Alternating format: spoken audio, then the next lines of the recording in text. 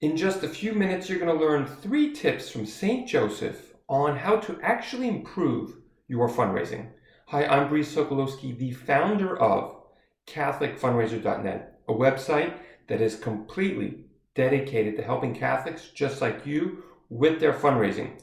Whether you're just starting out, trying to find new, better ways of improving your fundraising, or you're trying to grow and you're looking for help. Well, you are in the right place. Now, before we dive in to the tips from St. Joseph, I want to make sure that you download absolutely for free the 10 Commandments to Catholic Fundraising. This is a guide that I've written from my experience and it's been downloaded by thousands of Catholics, and overall, 2 thumbs up. And it just lays out the 10 things that I think every Catholic should be doing when fundraising. So make sure that you download that. The link is always going to be on this page right below. Click the link and get your free copy of the 10 Commandments. Okay, St. Joseph. We all know who St. Joseph is, but we might not know that actually Leo XIII wrote an encyclical on the devotion of St. Joseph. And that as well, there is a link right below. Make sure that you click it and then you can reference it as well, because that's where my source is. That's my source for these 3 tips. Now, if you hear me pause, if you see me pause, you see me looking me down, whatever, it's because I'm looking at my notes. So, here are 3 tips from the encyclical by Pope Leo XIII on St. Joseph, and we get insight from St. Joseph on how to fundraise from these 3 characteristics, 3 things that he did that Pope Leo XIII said is very important, and I think they relate to fundraising. So here are the 3 tips. Number 1, and I'm reading this from Pope Leo XIII with a little bit of mix of how I translate it. He had a daily commitment to work, but he was set in the background. So if you think about himself, he was with Our Lady, he was with Jesus, but he brought himself in the background. The limelight was not on him, but he still worked. And I think this is really important with fundraising, because fundraising has to be in the background. Sometimes we put it too upfront on the things that we're doing. And, if we have an event, if we're doing something, we usually put fundraising at the forefront. And I think a fundraiser should take, an example of what St. Joseph did and replicate his approach to being in the background and doing what is necessary in the background. So I think that is recommendation number 1. Recommendation number 2, he earned what the family needed, as do fundraisers.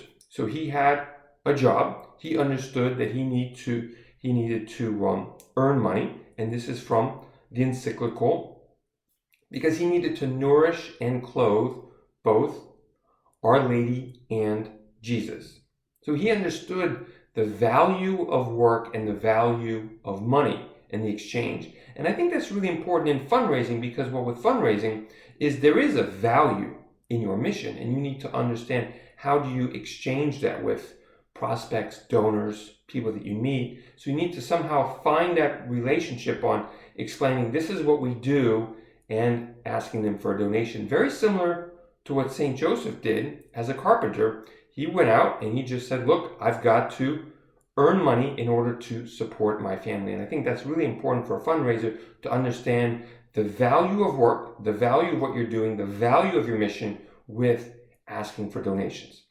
Now, the third recommendation from St. Joseph is, it actually parallels, Pope Leo XIII parallels Joseph from the Old Testament.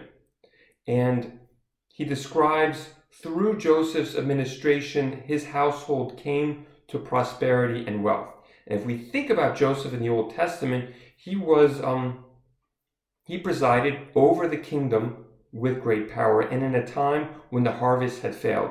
So often we think of, or we hear people say, well, it's difficult times, there isn't a lot of money, people are strapped for donations or for money, but it doesn't, yes, that's always going to exist, but let's relate that to Joseph in the Old Testament, which, you can think of St. Joseph as well. They lived in difficult times, but they still got the job done. You've got to provide for all the needs of the people around you. For example, Joseph provided for the needs of the people around him. He provided also for the Egyptians, and he was also considered very wise to the king. So put that into relationship with what you're doing with your fundraising. Parallel your work to, regardless of how difficult things are, you're the caretaker, because sometimes people look to the fundraiser as the person who's going to be taking care of things, because yes, the money that we raise definitely helps with all the work that we do. Okay, I hope that you found this helpful. Please share this with a friend. Please share this with a Catholic mission organization that you think could benefit from it. Leave a comment. Thank you so much for your time, and God love you.